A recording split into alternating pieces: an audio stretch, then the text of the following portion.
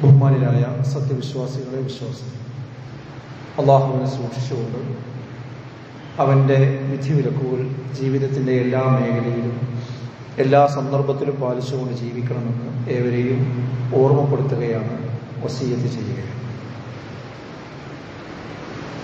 നമ്മുടെ നാട്ടിൽ ചികിത്സാ സൗകര്യങ്ങൾ വർദ്ധിക്കുമ്പോഴും രോഗത്തിന് യാതൊരു കുറവുമില്ലാത്തൊരു സാഹചര്യം ഇന്ന് വർദ്ധിച്ചു വരികയാണ്. പ്രത്യേകിച്ച് പെട്ടെന്നുള്ള അസുഖങ്ങൾ ഇന്ന് വർദ്ധിക്കുന്നു. ചെറുപ്പക്കാരിൽ പലർക്കും സാരമായ രോഗങ്ങൾ ഡയഗ്നോസ് ചെയ്യപ്പെട്ടുകൊണ്ടിരിക്കുന്ന വാർത്തകൾ ഇന്ന് നമ്മൾ കേട്ടുകൊണ്ടിരിക്കുകയാണ്. ഹാർട്ട് അറ്റാക്ക്, അതുപോലെ തന്നെ സ്ട്രോക്ക്, വൃക്കരോഗങ്ങൾ, വിവിധ ഇനം ക്യാൻസറുകൾ, ഇതെല്ലാം ഇന്ന് വർദ്ധിച്ചു വരുന്നുണ്ട്. പ്രത്യേകിച്ച് യുവാക്കളുടെ ഇടയിൽ പോലും ഇന്ന് നമ്മൾ കണ്ടുകൊണ്ടിരിക്കുകയാണ്. ഇതിൻ്റെയൊക്കെ ചികിത്സയാകട്ടെ ലക്ഷങ്ങളുടെ ബാധ്യതയും വരുന്നുണ്ട്. ദീർഘകാലത്തെ ചികിത്സയ്ക്ക് ശേഷം ആ രോഗിയെ തിരിച്ചു കിട്ടാതെ വരികയും നിരാലംബരായ കുടുംബത്തിന്റെ മുന്നോട്ടുള്ള ജീവിതം പിന്നീട് ഒരു ചോദ്യചിഹ്നമായി സമൂഹത്തിന്റെ മുമ്പിൽ ഉയർന്നു വരികയും ചെയ്യുന്ന സംഭവങ്ങൾ ഇന്ന് വർദ്ധിച്ചുകൊണ്ടിരിക്കുകയാണ്. ഇങ്ങനെ പ്രയാസം അനുഭവിക്കുന്ന ധാരാളം ആളുകൾ നമുക്ക് ഇടയിലുണ്ട്. അള്ളാഹു എല്ലാവർക്കും ആശ്വാസം നൽകുമാറാകട്ടെ, അവരുടെ കുടുംബങ്ങൾക്ക് സമാധാനം നൽകുമാറാകട്ടെ. ഈ ഘട്ടത്തിൽ അവരെ എങ്ങനെ ആശ്വസിപ്പിക്കും എന്നറിയാതെ അവരുടെ കുടുംബങ്ങളും സുഹൃത്തുക്കളും ഒക്കെ വല്ലാത്ത ഒരു പ്രയാസം അനുഭവിക്കുന്നുണ്ട്. ഒരാൾക്കൊരു രോഗമുണ്ട് എന്ന് ഡയഗ്നോസ് ചെയ്യപ്പെട്ട് കഴിഞ്ഞാൽ അയാളെ എങ്ങനെ സമാധാനിപ്പിക്കും എന്ന് കുടുംബത്തിനും പറയാൻ കഴിയുന്നില്ല, സുഹൃത്തുക്കൾക്കും പറയാൻ കഴിയുന്നില്ല. ഒരാശയക്കുഴപ്പം പലപ്പോഴും വരുന്നുണ്ട്. രോഗിയാകട്ടെ ഇനി ഞാൻ എന്ത് ചെയ്യണമെന്ന് അറിയാതെ ആ ഒരു പ്രതിസന്ധിയിൽ ആടിയുലയുകയും ചെയ്തുകൊണ്ടിരിക്കുന്നു. ഇത്തരം സന്ദർഭത്തിൽ വിശ്വാസികൾ പരസ്പരം ചേർന്ന് നിൽക്കുകയും ചേർത്ത് പിടിക്കുകയും ചെയ്യുക എന്നത് വളരെ പ്രധാനപ്പെട്ട ഒരു കാര്യമാണ്. കാരണം ഈ കാര്യങ്ങൾ സംബന്ധിച്ചൊക്കെ മെഡിക്കലി ഉള്ള വിവരവും മതപരമായ അറിവും ഒക്കെ ഒരാൾക്കുണ്ടെങ്കിൽ പോലും അയാളൊരു പ്രശ്നത്തിൽ അകപ്പെട്ട് കഴിഞ്ഞാൽ അത് മറ്റൊരാൾ അദ്ദേഹത്തോട് സംസാരിക്കുകയും അതിന്റെ പോംവഴിയെക്കുറിച്ച് ചർച്ച ചെയ്യുകയും ചെയ്യുമ്പോഴാണ് അതിൽ നിന്ന് രക്ഷപ്പെട്ടു പോരാൻ അയാൾക്ക് സാധിക്കും. വിവരമുള്ളവർക്ക് തന്നെ, അറിവുള്ളവർക്ക് തന്നെ ആ സമയത്ത് എന്ത് ചെയ്യണമെന്ന് അറിഞ്ഞുകൊള്ളണം എന്നില്ല. ഈ പറയുന്ന എന്നെ സംബന്ധിച്ചിടത്തോളം ഞാൻ നിങ്ങളോട് എല്ലാം പറയും. പക്ഷെ ഞാൻ അത്തരം ഒരു അവസ്ഥയിൽ അകപ്പെട്ട് കഴിഞ്ഞാൽ ഒരു പക്ഷെ നിങ്ങൾ എന്നെ സഹായിക്കേണ്ടി വരും, എന്നെ നിങ്ങൾ ഉപദേശിക്കേണ്ടി വരും. അപ്പോഴായിരിക്കും എനിക്ക് ആ കാര്യത്തെ സംബന്ധിച്ച് ഒരു ഓർമ്മയുണ്ടാവുക. അതുകൊണ്ടാണ് വിശ്വാസികൾ പരസ്പരം ഇങ്ങനെ പ്രയാസപ്പെടുമ്പോൾ അവരെ സഹായിക്കണമെന്ന് ഞാൻ പറയുന്നത്. വമൻ യസ്സറ അലാ മുഅ്സിരിൻ, പ്രയാസപ്പെടുന്നവനെ ആരെങ്കിലും സഹായിച്ചാൽ യസ്സറല്ലാഹു അലൈഹി ഫിദ് ദുനിയ വൽ ആഖിറ, ദുനിയാവിലും ആഖിറത്തിലും അവന്റെ പ്രയാസങ്ങൾ അള്ളാഹു എളുപ്പമാക്കി കൊടുക്കുമെന്നാണ്.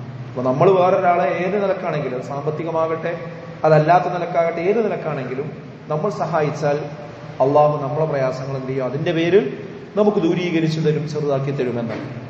അതുകൊണ്ട് തന്നെ രോഗികൾക്കും രോഗികളോട് ഇടപെടുന്നവർക്കും ഉണ്ടാകേണ്ട ചില തിരിച്ചറിവുകളുണ്ട് ഈ രംഗത്ത്. അത് നമ്മൾ മനസ്സിലാക്കിയിരിക്കണം. അതിൽ ഒന്നാമത്തെ കാര്യം എന്ന് പറയുന്നത്, ഒരു രോഗം ഡയഗ്നോസ് ചെയ്തു എന്ന് പറഞ്ഞാൽ അതിനെ നമ്മൾ പൂർണ്ണമായി ഉൾക്കൊള്ളുക എന്നത് തന്നെയാണ് അതിൽ ഒന്നാമത്തെ പരിഹാരം. അതിനെ ഉൾക്കൊണ്ട് കഴിഞ്ഞാൽ തന്നെ അത് പകുതി പരിഹരിച്ചതിന് തുല്യമാണ്. നമ്മൾ എവിടെയെങ്കിലും വീണ് കഴിഞ്ഞാൽ ആദ്യം നമ്മൾ മനസ്സിലാക്കേണ്ടത്, എഴുന്നേൽക്കണമെങ്കിൽ മനസ്സിലാക്കേണ്ട ഒരു കാര്യം എന്താ, ഞാൻ വീണിട്ടുണ്ട് എന്ന യാഥാർത്ഥ്യത്തെ അംഗീകരിക്കുക എന്നതാണ്. അപ്പോഴാണ് നമുക്ക് എഴുന്നേൽക്കാനുള്ള ഒരു ശ്രമം ഉണ്ടാവുകയുള്ളൂ. അതല്ലാതെ വീണ് കിടക്കുന്ന ഒരാളും ഞാനിപ്പോ അങ്ങനെ നടക്കുകയെന്ന് വിചാരിച്ചാൽ അയാൾക്കൊരു കാലത്ത് എഴുന്നേൽക്കാൻ കഴിയില്ല. അപ്പൊ അതാണ് ഒന്നാമത്തെ കാര്യം. എനിക്കൊരു രോഗം വന്നിരിക്കുന്നു എന്ന കാര്യത്തെ നമ്മൾ മാനസികമായി ഉൾക്കൊള്ളുക എന്നതാണ്. ഇത് എല്ലാവർക്കും ഉൾക്കൊള്ളാൻ കഴിയില്ല. ഇത് വിശ്വാസികൾക്ക് മാത്രം കഴിയുന്ന ഒരു കാര്യം. അത് പൂർണ്ണമായി ഉൾക്കൊള്ളാൻ കഴിയുക, മറ്റുള്ളവർക്കൊക്കെ ഭാഗികമായി ഒരു പക്ഷെ ഉൾക്കൊള്ളാൻ കഴിഞ്ഞേക്കാം. വേറെ ഒരുപാട് ചോദ്യചിഹ്നങ്ങൾ അവരുടെ മുമ്പിലുണ്ടാവും. എന്നാൽ 100% ഈ കാര്യത്തെ ഉൾക്കൊള്ളാൻ കഴിയുക വിശ്വാസികൾക്ക് മാത്രമാണ്. അതിന്റെ കാരണം എന്താണെന്ന് ചോദിച്ചാൽ, ഒന്നാമത്തെ കാരണം, ഈ രോഗമെന്ന് പറയുന്നത് അത് രോഗം മാത്രമല്ല, എന്തൊരു ദുരന്തമാകട്ടെ. ഇപ്പൊ വയനാട്ടിലൊക്കെ ഉണ്ടായ ദുരന്തം നമ്മുടെ മുമ്പിലുണ്ട്. അതുപോലെയുള്ള വളരെ വലിയ ദുരന്തങ്ങളാകട്ടെ, അതല്ലെങ്കിൽ വ്യക്തിപരമായി വരുന്ന അസുഖങ്ങളോ രോഗങ്ങളോ പ്രയാസങ്ങളോ ആകട്ടെ, ഇതെല്ലാം വരുന്നത് നമ്മളെ സംബന്ധിച്ചിടത്തോളം ഒരു യാദൃച്ഛികമാണ് എങ്കിലും ഇതൊന്നും യാദൃച്ഛികമായി വന്നതല്ല. കാരണം ഇതൊക്കെ മുൻകൂട്ടി നമ്മുടെയൊക്കെ രേഖയിൽ ഉള്ളതാകുന്നു എന്നതാണ് വിശ്വാസികൾ മനസ്സിലാക്കുന്നതും വിശ്വസിക്കുന്നതും.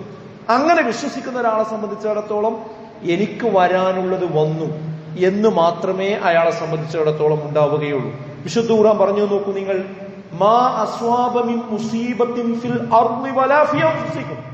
മാ അസ്വാബ ബാധിക്കുന്നില്ല, മിൻ മുസീബത്തിൻ ഒരു മുസീബത്തും തന്നെ, ഫിൽ അർളി ഭൂമിയിലാകട്ടെ, വലാ ഫി അൻഫുസികും നിങ്ങളുടെ ജീവിതത്തിലാകട്ടെ ഭൂമിയിലാകട്ടെ നിങ്ങൾക്കൊരു മുസീബത്തും വരുന്നില്ല. എങ്ങനെയല്ലാതെ ഇല്ലാ ഫീ കിതാബിൻ മിൻ ഖബ്ലി അൻ നബ്റഅഹാ, അതൊരു ഗ്രന്ഥത്തിൽ ഒരു രേഖയിൽ നേരത്തെ മുൻകൂട്ടി രേഖപ്പെടുത്തി വെച്ചിട്ടല്ലാതെ.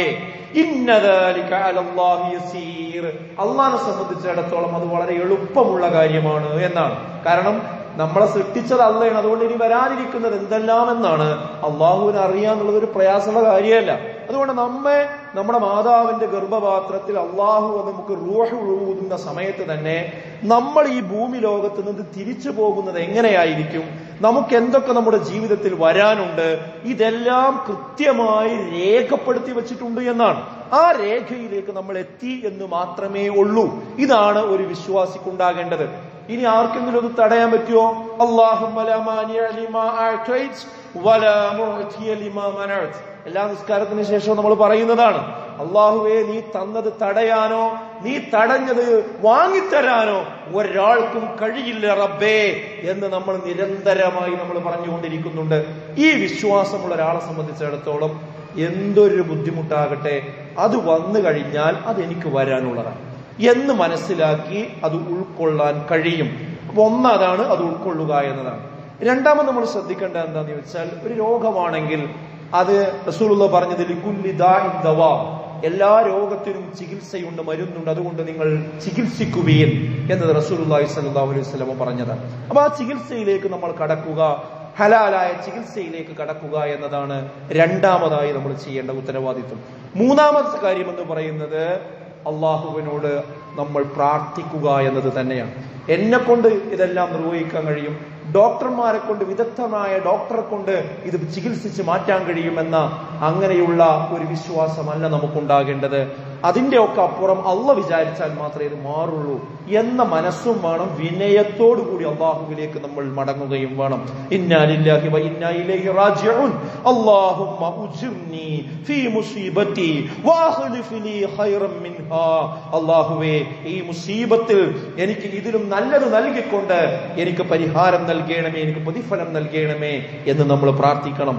അതുപോലെ തന്നെ വേദനയുള്ള അസുഖങ്ങളാണ് എങ്കിൽ ആ വേദനയുള്ള ഭാഗത്ത് കൈവച്ചുകൊണ്ട് അഊദു ബില്ലാഹി വഖുദ്റതിഹി മിൻ ശർരി മാ അജിദു വഉഹാദിറു എന്ന് പ്രാർത്ഥിക്കുക. എത്ര തവണ പ്രാർത്ഥിക്കാൻ പറ്റുമോ അത്രയും തവണ പ്രാർത്ഥിക്കുക. ഞാൻ അനുഭവിച്ചുകൊണ്ടിരിക്കുകയും ഭയന്നുകൊണ്ടിരിക്കുകയും ചെയ്യുന്നതിന്റെ കെടുതിയിൽ നിന്ന് അള്ളാഹുവിലും അവന്റെ കഴിവിലും ഞാനിതാ അഭയം തേടുന്നു എന്ന പ്രാർത്ഥന ആ വേദനയുള്ള ഭാഗത്ത് കൈവച്ചുകൊണ്ട് നിർവഹിച്ചാൽ വേദനയ്ക്ക് ശമനം കിട്ടുമെന്ന് റസൂലുള്ളാഹി സ്വല്ലല്ലാഹു അലൈഹി വസല്ലം പറഞ്ഞു. ഇതുപോലെ സമാനമായ പ്രാർത്ഥനകളുണ്ട്, അതൊക്കെ നമ്മൾ പ്രാർത്ഥിക്കുക. പിന്നെ രോഗം നമ്മൾ ഉൾക്കൊണ്ടു, അത് ചികിത്സക്ക് തയ്യാറായി പടച്ചവനോട് പ്രാർത്ഥിക്കുന്നു, അത് നല്ലൊരു ആലോചനയിലൂടെ അതിന് ഏറ്റവും പറ്റിയ സ്ഥലം കണ്ടെത്തുന്നു. അത് കണ്ടെത്തി കഴിഞ്ഞാൽ നമ്മൾ തീരുമാനിച്ചു കഴിഞ്ഞാൽ പിന്നെ ബാക്കി അള്ളാനെ ഏൽപ്പിക്കുക. വശാവിറുഹും ഫിൽ അംർ ഫഇദാ അസംത ഫതവക്കൽ അലല്ലാഹ്. നിങ്ങൾ അത് തീരുമാനിച്ച കാര്യങ്ങൾ ഏത് വിഷയമാകട്ടെ അത് കഴിഞ്ഞാൽ നിങ്ങൾ അള്ളാഹുവിനെ ഏൽപ്പിക്കുക. ഇന്നല്ലാഹ യുഹിബ്ബുൽ മുതവക്കിലീൻ. ഭരമേൽപ്പിക്കുന്നവരെയാകുന്നു അള്ളാഹു ഇഷ്ടപ്പെടുന്നത്. നമ്മൾ ഒരിക്കലും ഹോസ്പിറ്റലിലല്ല ഭരമേൽപ്പിക്കുന്നത്, ഡോക്ടറുടെ കഴിവിലല്ല ഭരമേൽപ്പിക്കുന്നത്, മരുന്നിന്റെ ശക്തിയിലല്ല നമ്മൾ ഭരമേൽപ്പിക്കുന്നത്. മറിച്ച് ഇതുകൊണ്ടൊക്കെ ഫലമുണ്ടാക്കി തരേണ്ടവൻ അള്ളാഹുവാകുന്നു എന്ന നിശ്ചയദാർഢ്യത്തോടുകൂടി അള്ളാഹുവിൽ നമ്മൾ തവക്കുൽ ചെയ്ത് മുന്നോട്ട് പോകുവാൻ നമുക്ക് കഴിയേണ്ടതുണ്ട്. പിന്നെ ഒരു മാനസികാവസ്ഥ നമ്മൾ മാറ്റേണ്ടത് എന്താണെന്ന് ചോദിച്ചാൽ, നമുക്ക് രോഗം വരില്ല എന്നാണ് പലരും വിചാരിക്കുന്നത്. നമ്മൾക്ക് രോഗം വരില്ല എന്നുള്ളത് അത് അങ്ങനെ വിചാരിക്കുന്നു എന്ന് ഞാൻ പറയാൻ കാരണം എന്താ വെച്ചാൽ, വന്നു കഴിഞ്ഞാൽ പലരും പറയും എനിക്കെന്തുകൊണ്ട് ഇത് വന്നു എന്ന് നമ്മൾ ചിലർ ചോദിക്കുന്നു, അല്ലെങ്കിൽ ആളുകൾ ചോദിക്കുന്നു, എന്തുകൊണ്ട് നിങ്ങൾക്കിത് വന്നു? ഒരു അത്ഭുത അത്ഭുതത്തോടു കൂടിയ ആളുകൾ. ആ അത്ഭുതം വിശ്വാസികൾക്കുണ്ടാകേണ്ടതില്ല. കാരണം നമുക്ക് രോഗം വരില്ല എന്നല്ല നാം വിചാരിക്കേണ്ടത്, മറിച്ച് വരാമെന്ന് തന്നെയാണ്. നമുക്ക് എന്നും ഒരു രോഗം വരാം, എന്നും ഒരു പ്രയാസം വരാം. സാധ്യതകളാണ് കൂടുതലുള്ളത്. ഏതുപോലെ നമ്മളെ ജീവിതം എന്ന് പറഞ്ഞാൽ നിങ്ങൾ ആലോചിച്ച് നോക്കൂ. വളരെ തിരക്ക് പിടിച്ച ഒരു നാഷണൽ ഹൈവേ നിങ്ങൾ മനസ്സിലേക്ക് കൊണ്ടുവരിക. ആ നാഷണൽ ഹൈവേയിലൂടെ ചീറിപ്പാഞ്ഞ് വാഹനം അങ്ങോട്ടും ഇങ്ങോട്ടും ഓടിക്കൊണ്ടിരിക്കുന്നു. ആ ഓടിക്കൊണ്ടിരിക്കുന്ന വാഹനത്തിന്റെ ഇടയിലേക്ക് ഒരു കൊച്ചുകുട്ടി മുട്ടുകുത്തി അങ്ങോട്ട് പോയി കഴിഞ്ഞാൽ നമുക്കുണ്ടാകുന്ന ഒരു ബേജാറത്തിന് നിങ്ങൾ ആലോചിച്ച് നോക്കി. ആ കുട്ടി ഒരു വണ്ടിയുടെയും ഉള്ളിൽ പെടാതെ തൊട്ടപ്പുറത്തേക്ക് അങ്ങോട്ട് എത്തിക്കിട്ടിയാൽ ഉണ്ടാകുന്ന ഒരു ആശ്വാസം എത്രയാണ്? ഇതിനേക്കാളും വലിയൊരവസ്ഥയിലൂടെയാണ് നമ്മുടെ ശരീരം നടന്നുകൊണ്ടിരിക്കുന്നത്, കടന്നുപോയിക്കൊണ്ടിരിക്കുന്നത്. നമ്മുടെ ഹൃദയത്തിന്റെ പ്രവർത്തനം, നമ്മുടെ പാൻക്രിയാസിന്റെ പ്രവർത്തനം, നമ്മുടെ വൃക്കയുടെ പ്രവർത്തനം, നമ്മുടെ തലച്ചോറിന്റെ പ്രവർത്തനം, ഇതൊക്കെ ഒരു വലിയ ഫാക്ടറിയെക്കാളും വലിയ വലിയ സംഭവങ്ങളാണ് നമ്മൾ ഉറങ്ങുന്ന സന്ദർഭങ്ങളിൽ പോലും നമ്മുടെ ശരീരത്തിന്റെ അന്തർഭാഗങ്ങളിൽ നടന്നുകൊണ്ടിരിക്കുന്നത്. നമ്മളൊരു ഗ്ലാസ് വെള്ളം കുടിച്ചാൽ അത് എത്ര പ്രൊസീജറുകളിലൂടെയാണ് അവസാനം ഒരു മൂത്രമായി പുറത്തേക്ക് പോകുന്നത്? ആലോചിച്ചു നോക്കൂ നിങ്ങൾ. അതിനെവിടെയെങ്കിലും ഒരു ബ്ലോക്ക് വരുമ്പോൾ മാത്രമേ അതിന്റെ വിലയും നിലയും നമുക്ക് അറിയാൻ കഴിയുന്നുള്ളൂ.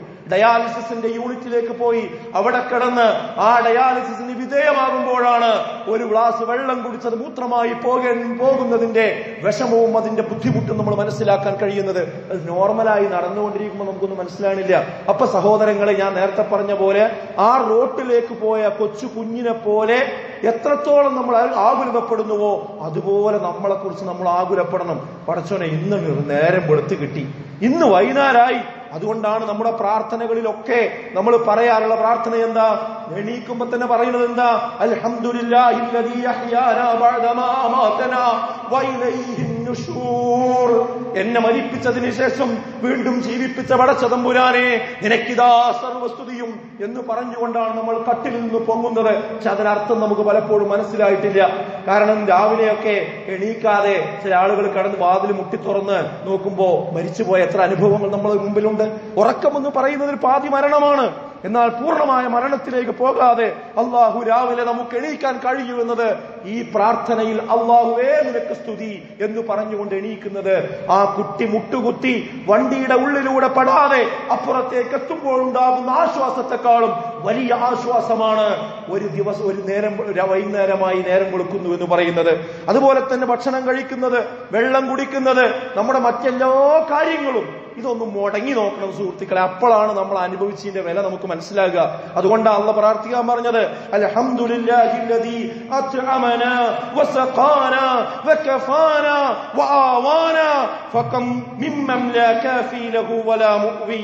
നമ്മെ ഭക്ഷിപ്പിക്കുകയും കുടിപ്പിക്കുകയും നമ്മുടെ കാര്യങ്ങൾ നിർവഹിക്കുകയും നമുക്ക് അഭയമേകുകയും ചെയ്തവനായ അള്ളാഹുവിന് മാത്രമാകുന്നു സ്തുതികൾ മുഴുവനും. കാരണം എന്താ? എത്ര ആളുകളാണ് അവർക്ക് കാര്യങ്ങൾ നിർവഹിച്ചു നൽകുവാനും അഭയം നൽകുവാനും യാതൊരാളുമില്ലാതെ പ്രയാസപ്പെട്ടുകൊണ്ടിരിക്കുന്നത് എന്നാണ് ചോദിക്കുന്നത്. അപ്പൊ നമ്മള് ഓരോ സമയത്തും നമ്മളൊന്ന് ശ്വാസം വിടുന്നതിന് പോലും നമുക്ക് സ്തുതി പറയണം. അതുകൊണ്ടാണ് സുബ്ഹാനല്ലാഹ്, അൽഹംദുലില്ലാഹ്, അല്ലാഹു അക്ബർ അതൊക്കെ നമ്മൾ പറയുന്നുണ്ടാവും. പക്ഷെ ആ പറയുന്നത് എന്തിനാന്ന് ചോദിച്ചാൽ, ഇത്രയും ദിവസം 25 വയസ്സായോ നമുക്ക്? 25 വയസ്സ് വരെ നിനക്കൊരു കുഴപ്പമില്ലാതെ കൊണ്ടുവരുന്നതിന് അൽഹംദുലില്ലാഹ് പറയുന്നത്. നമുക്കൊരു 40-ാമത്തെ വയസ്സിലാണ് ഒരു അസുഖം വരുന്നത്. നമ്മൾ ഉടനെ എന്ത് ചെയ്യണം? അള്ളാനെ പറ്റി ഒരു കോപത്തോടു കൂടി പലരും വിചാരിക്കുകയാണ്, എനിക്കെന്തേ ഈ രോഗം വന്നു, എനിക്കെന്തിനീ പ്രയാസം തന്നു എന്നുള്ളതാണ്. അവിടെ നേരെ തിരിച്ചല്ലേ നമ്മൾ ചിന്തിക്കേണ്ടത്? 40 കൊല്ലം എനിക്കൊരു പ്രയാസം തന്നില്ലല്ലോ പഠിച്ചു. അതിനല്ലേ നമ്മൾ സ്തുതി പറയേണ്ടത്. പക്ഷെ ആ ചിന്ത പലപ്പോഴും നമുക്ക് കടന്നു വരാറില്ല. നമുക്ക് ആ ചിന്ത കടന്നു വരണമെന്നാണ് ഞാൻ ഓർമ്മപ്പെടുത്തുന്നത്. കാരണം വിശ്വാസികൾക്ക് യാതൊരു നിരാശയും ഒരു സന്ദർഭത്തിലും പാടില്ല. രോഗത്തിലൂടെ നമ്മുടെ വിശ്വാസം കൂടിയാണ് അള്ളാഹു പരീക്ഷിക്കുന്നത് എന്ന് നമ്മൾ മനസ്സിലാക്കണം. അജബൻ ലി അംരിൽ മുഅ്മിൻ, മുഅ്മിനിന്റെ കാര്യം അത്ഭുതകരമാണ്. ഇന്ന അംറഹു കുല്ലഹു ഖൈറുൻ, അവന്റെ കാര്യം എല്ലാം തന്നെ ഖൈറുൻ, ഖൈറായ മാറുക തന്നെ ചെയ്യും. വലൈസ ദാക ലി അഹദിൻ ഇല്ലാ അൽ മുഅ്മിൻ, എല്ലാവർക്കും ഇത് ഖൈറാവൂല. മുഅ്മിനുകൾക്ക് മാത്രമുള്ള, വിശ്വാസികൾക്ക് മാത്രമാണ് ഇത് ഖൈറായിട്ട്, എല്ലാം ഖൈറായിട്ട് പര്യവസാനിക്കുക. എന്താ കാരണം? ഇന്ന സ്വബതുഹു സർറാ, അവൻ എന്തെങ്കിലും ഒരു സന്തോഷം വന്നാൽ, അനുഗ്രഹം വന്നാൽ, ഇത് എന്റെ കൊണ്ട് കിട്ടിയതാണ്, ഇത് എന്റെ കഴിവുകൊണ്ട് കിട്ടിയതാണ്, എന്നവൻ അഹങ്കരിക്കുകയില്ല. മറിച്ച് ശക്കറ, അവൻ സ്തുതി പറയും, അള്ളാഹുവിന് നന്ദി പറയും. പടച്ചോനെ നീയാണ് എനിക്ക് തന്നത് എന്ന് പറഞ്ഞ് വിനയം കൂടും അവന്. ഫകാന ഖൈറൻ ലഹു, അപ്പൊ അവന് ഖൈറായിട്ട് മാറുക കാര്യം. എന്നാൽ എന്തെങ്കിലും ഒരു ദുരന്തമോ ദുരിതമോ രോഗമോ പ്രയാസമോ ആണ് അവന് വരുന്നതെങ്കിലോ, എന്തിനെ പടച്ചോൻ എങ്ങനെ പരീക്ഷിച്ചു, എന്ത് കുറ്റാ ഞാൻ ചെയ്തത് എന്ന് പറഞ്ഞ് നെഞ്ചത്തടിച്ചവൻ കരയുകയില്ല.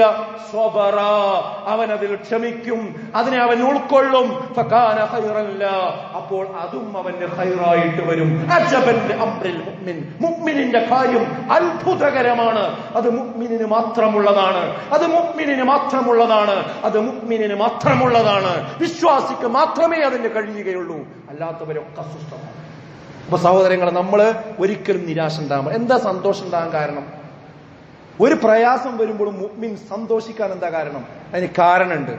ഒന്നാമത്തെ കാരണം എന്താ? എന്തേലും ഒരു ബുദ്ധിമുട്ടോ രോഗമോ വന്നാല് അതിന് അള്ളാന്റെ റസൂല് പറഞ്ഞത് എന്താ? മാ യുസീബുൽ മുസ്ലിം മിൻ നസബിൻ വലാ വസബിൻ വഹമ്മിൻ വഹലാ ഹുസ്നിൻ വലാ അദാ വലാ ഗമ്മിൻ ഹത്ത ശൗകത യുസാഖുഹാ. നിങ്ങൾക്ക് രോഗമാകട്ടെ, ക്ഷീണമാകട്ടെ, എന്തെങ്കിലും അതിക്രമാകട്ടെ, വ്യസനമാകട്ടെ, എന്ത് കാര്യമാകട്ടെ നിങ്ങൾക്ക് വരുന്നില്ല. ഹത്ത ശൗകതി യുസാഖുഹാ, ഒരു മുള്ളു കുത്തുന്നത് പോലും, ഞാൻ അപ്പുറം പറയണ്ടല്ലോ, ഒരു മുള്ളു കുത്തുന്നത് പോലും നിങ്ങൾക്ക് സംഭവിക്കുന്നില്ല. എങ്ങനെയല്ലാതെ? ഇല്ല കഫറല്ലാഹു ബിഹാ മിൻ ഖതായാ, നിങ്ങളുടെ ജീവിതത്തിൽ എന്തെങ്കിലും തെറ്റുകുറ്റങ്ങൾ വന്നു പോയിട്ടുണ്ടെങ്കിൽ ഈ രോഗം മുഖേന അത് നിങ്ങൾക്ക് അല്ലാഹു പുറത്തു നൽകും. അതുകൊണ്ടാണ് വിശ്വാസി എന്ത് ചെയ്യുന്നത്? ക്ഷമിക്കാൻ കഴിയുന്നത്. രോഗം വന്നാൽ, ഒരു തലവേദന വന്നാൽ പോലും അതിന്റെ പേരിൽ നമ്മുടെ പാപങ്ങൾ പുറത്തു പോകുമെന്നാണ് ഒന്ന്. രണ്ടാമത്തെ കാര്യോ, മാ മിൻ മുസ്ലിമിൻ യുശാഖു ശൗകതൻ ഫമാ ഫൗഖഹാ ഇല്ലാ കുതിബത് ലഹു ബിഹാ ദറജ. ഇതുകൊണ്ട് രോഗവും മുസ്ലിം എന്തെങ്കിലും പ്രയാസങ്ങൾ നിങ്ങൾക്ക് വന്നു കഴിഞ്ഞാൽ നമ്മുടെ ദറജ അള്ളാഹു ഉയർത്തുമെന്നാണ്. നമുക്ക് നന്മ രേഖപ്പെടുത്തും, നമ്മുടെ പദവികൾ അള്ളാഹു അതിന്റെ പേരിൽ ഉയർത്തിക്കൊണ്ടുപോകും. മൂന്നാമത്തതോ, അങ്ങനെ എന്തെങ്കിലും പ്രയാസങ്ങൾ വന്നാൽ ഫസ്വബറാവൻ ക്ഷമിച്ചാൽ വഹ്തസബലം അർളലഹു സവാബൻ ദൂനൽ ജന്ന, ആ ഒരൊറ്റ കാരണത്താൽ അവന് രോഗം വന്നപ്പോൾ, പ്രയാസം വന്നപ്പോൾ അതിലവൻ ക്ഷമിച്ച ആ ഒരൊറ്റ കാരണത്താൽ സ്വർഗമല്ലാതെ അവന് തൃപ്തിപ്പെടുകയില്ല. അവൻ അതിന് സമാനമായി സ്വർഗമാണ് കൊടുക്കുക. അപ്പൊ പാപങ്ങൾ പുറത്ത്, നന്മകൾ തന്ന്, ദറജകൾ ഉയർത്തി അല്ലാഹു അവനെ സ്വർഗത്തിലേക്ക് കൊണ്ടുപോകുന്നു. മാത്രവുമല്ല, പരീക്ഷണം എന്ന് പറയുന്നത് എന്താ അറിയോ? റബ്ബിലേക്ക് മടങ്ങാനുള്ള ഒരു സന്ദർഭം കൂടിയാണ്, ഒരു അവസരം കൂടിയാകുന്നു എന്നാണ്.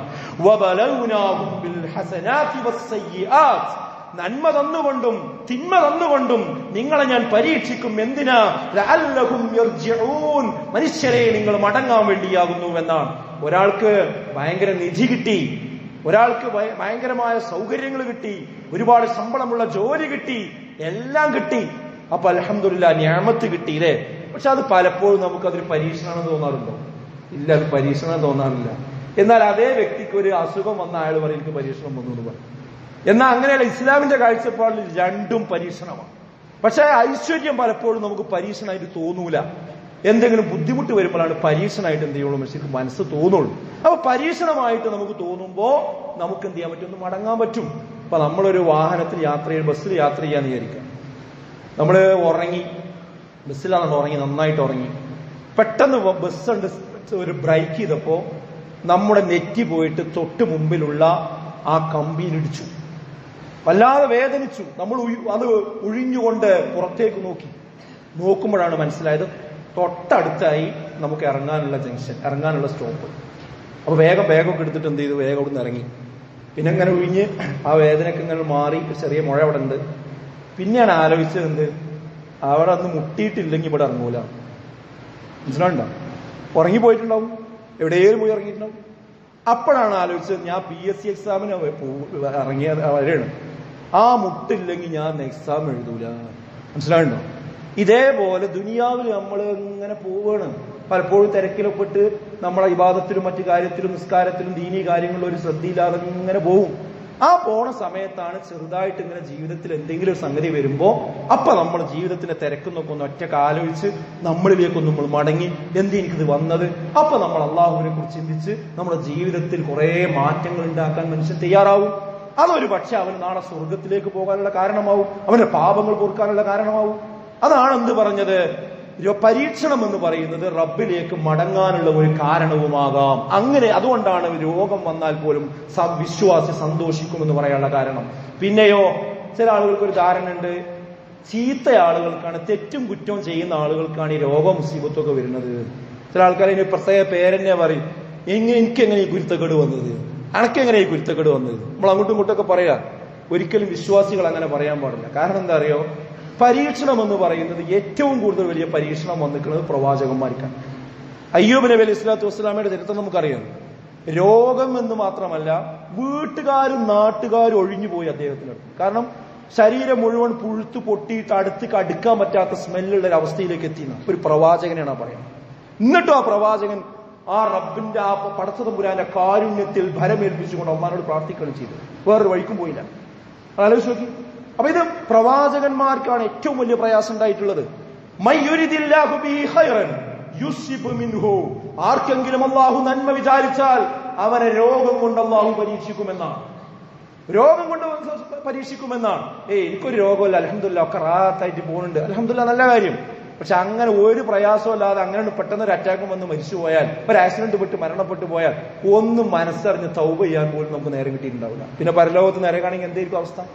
അപ്പൊ സുഹൃത്തുക്കളെ, കുറച്ചൊരു വിഷമവും ബുദ്ധിമുട്ടൊക്കെ വന്നാല് നമ്മൾ ആ സമയത്ത് ചിന്തിക്കേണ്ടത് എന്താണ്? ഇത് എനിക്കൊരു ഹൈറായിട്ട് പരലോകത്ത് എന്ത് ചെയ്യും, മാറും എന്ന് വിചാരിക്കണം നമ്മൾ വേണ്ടത്. ഇപ്പൊ രോഗം, ആ രോഗികളെ സംബന്ധിച്ച് ചില രോഗികളൊക്കെ അവസാന സ്റ്റേജിലേക്ക് എത്തുന്ന സമയത്ത് പോലും നമ്മൾ വല്ലാത്ത ഇല്ലാത്ത പ്രതീക്ഷ കൊടുക്കും ആൾക്കാർ. ചെയ്യാൻ പാടില്ല, ഒരിക്കലും അത് ചെയ്യാൻ പാടില്ല. ചിലപ്പോൾ ഡോക്ടർമാർ നമ്മളോട് പറഞ്ഞിട്ടുണ്ടാകുന്നത് ഇനി ഒരു പ്രതീക്ഷയില്ല, എന്നാലും നമ്മൾ ചെല്ലുമ്പോൾ പറയും നല്ല പ്രതീക്ഷ ഉണ്ട്. അതല്ല, പ്രതീക്ഷയില്ല എന്ന് പറഞ്ഞ രോഗിയാണെങ്കിൽ അയാളോട് വ്യക്തമായി നമ്മൾ പറയണം, നിങ്ങൾക്ക് പ്രതീക്ഷയില്ല. അത് പറയുന്നതോടുകൂടിയാണ്, 1 മണിക്കൂറാണ് അയാൾക്ക് കിട്ടണതെങ്കിൽ ആ മണിക്കൂർ അയാൾ മനസ്സറിഞ്ഞ് പ്രാർത്ഥിക്കും, മനസ്സറിഞ്ഞ് തൗബ ചെയ്യും. ഇപ്പൊ നിങ്ങൾ ആലോചിച്ച് നോക്കി, നമ്മൾ മരിക്കുന്നു എന്ന് ഉറപ്പ് വന്ന ഒരു സമയമാണെങ്കിൽ, വേറെ ഒരു സഹായം നമുക്കില്ല എങ്കിൽ, അപ്പോഴാണ് അടിത്തട്ടിൽ നിന്ന് നമുക്ക് നമ്മൾ ചെയ്ത തെറ്റുകളും കുറ്റങ്ങളും ഓർമ്മ വന്ന് പടച്ചോനെ പൊറുക്കണേ എന്നുള്ള ആ ഒരു വല്ലാത്ത പ്രാർത്ഥന അപ്പോഴാണ് നമ്മുടെ മനസ്സിൽ നിന്ന് വരിക. ഒരു ഗോൾഡൻ ചാൻസ് ആണ് ശരിക്കും ആ 1 മണിക്കൂർ സമയം എന്ന് പറയുന്നത്. ആ സമയത്തും നിങ്ങൾക്ക് ഒരു കുഴപ്പമില്ലാതെ മരിപ്പിച്ചു വിടുകയല്ല വേണ്ടത്. അത് നമ്മൾ ശ്രദ്ധിക്കണം ശരിക്കും. കാരണം വിശ്വാസികളെ സംബന്ധിച്ചുള്ള രോഗത്തോടുള്ള കാഴ്ചപ്പാട് തീർത്തും ഭിന്നമാണ്. വിശ്വാസികളല്ലാത്തവരെ സംബന്ധിച്ചിടത്തോളം അവർക്ക് ഈ വേറൊരു കാഴ്ചപ്പാടുണ്ടാകും.